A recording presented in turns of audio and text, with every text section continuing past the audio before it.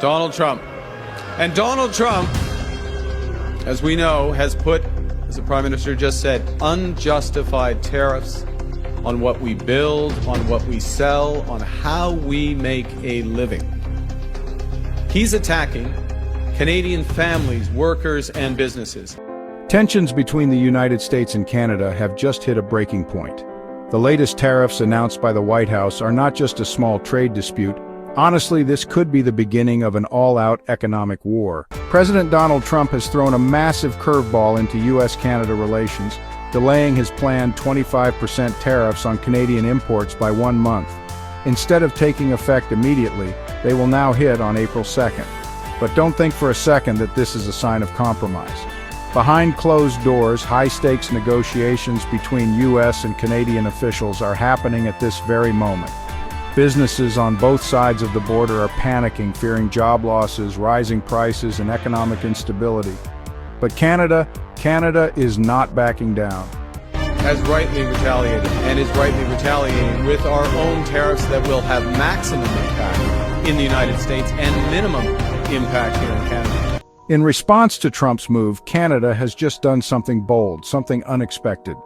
The government has slammed the brakes on its second wave of retaliatory tariffs, but with a catch. Canada's first wave of tariffs, covering $30 billion worth of U.S. goods, is still in full force. And the second wave, it's not canceled, it's just waiting. If the U.S. pushes forward, Canada will hit back even harder. But that's just the start. Escalation begins with British Columbia's shocking move. If you thought this was just a political scuffle, think again. British Columbia is making its own rules. The province has just announced a groundbreaking strategy that could disrupt trade routes between the U.S. mainland and Alaska. Yes, Alaska. BC is considering slapping tolls on U.S. commercial vehicles heading to Alaska. This is not just about money, it's a power move, a direct message to the White House and Alaska's Republican leaders. We are drawing a line in the sand, declared BC's premier. Canada will not sit quietly while our economy is attacked, and it doesn't stop there. BC is pushing a new policy requiring that low-carbon fuel additives for gasoline and diesel be sourced domestically instead of from the United States. This means America could lose a critical export market. The province is also, removing internal trade barriers to boost Canadian businesses, cutting its reliance on U.S. imports. Canada isn't just responding, it's rethinking its entire economic relationship with the United States. With tension skyrocketing, Canada is preparing for its next counterstrike. The question isn't just whether the U.S. will hold firm, it's whether Canada will go even further than anyone expected. Will Canada escalate retaliatory tariffs to $155 billion? Will BC's proposed tolls on U.S. trucks spark a new transportation crisis? Will American business and lawmakers turn against Trump's trade war? And the biggest question of all, is this the start of a full-blown economic war? Here we break down how Canada is ramping up its defenses, pushing new policies, and securing trade partners to fight back. If you think this is just about tariffs, you're really in for a shock. If you thought Canada was just going to sit back and take the hit, think again. The 25% tariff delay may have bought some time, but it hasn't changed the bigger picture. This trade war is far from over, and now Canada is playing its next card. Canada's counterattack, a $155 billion bombshell. In a stunning response, Canada has announced that if Trump follows through on his tariffs, the country will escalate its own countermeasures, targeting an additional $155 billion worth of U.S. goods. This means American businesses in key Republican states are about to feel the heat. Canada isn't picking just any products, it's strategically choosing U.S. exports that hit Trump's strongest political base.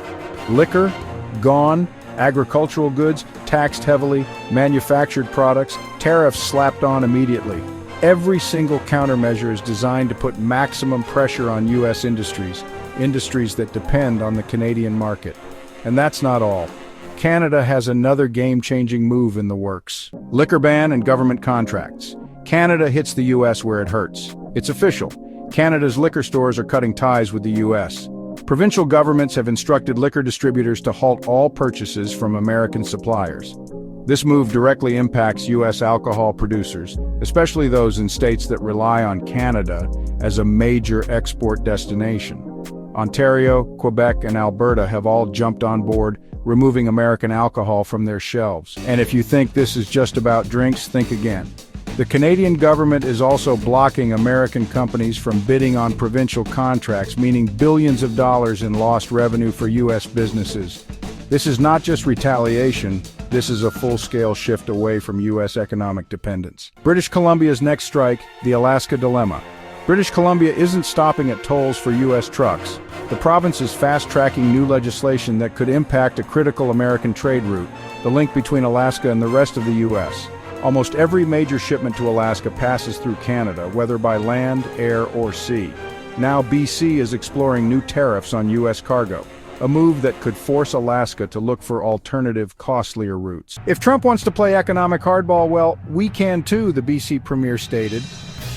The impact on American businesses and lawmakers from Alaska is already, putting them in panic mode, because if this goes through, costs will just skyrocket. Ottawa's bold move, the $2 billion trade shift. Meanwhile, in Ottawa, the Canadian federal government is taking things to an entirely new level. Canada is officially reducing its reliance on the U.S.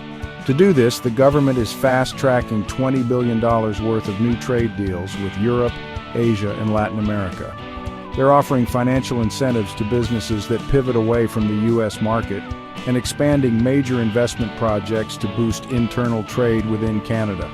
The message is clear. If Trump wants a trade war, Canada will make sure it's one the U.S. can't afford. And it's not just about new trade deals. Canada is now building economic self-reliance in ways no one expected. The Buy Canadian movement, a nationwide response across the country, Canadians are making a powerful statement. They're choosing homegrown products over American imports. Retailers have started labeling goods with Made in Canada stickers, encouraging shoppers to ditch American brands. And honestly, it's working. Canadian manufacturers are now seeing a major surge in demand while U.S. companies are feeling the squeeze. For the first time in decades, Canada is shifting away from U.S. economic dominance. But here's the real question. Can Canada hold its ground if the U.S. escalates even further? What happens next? Will Trump retaliate even harder, or will American businesses pressure him to back down? Will BC's Alaska tolls spark an even bigger transportation crisis? Is Canada truly prepared for a long-term trade war? One thing is certain, this is just the beginning.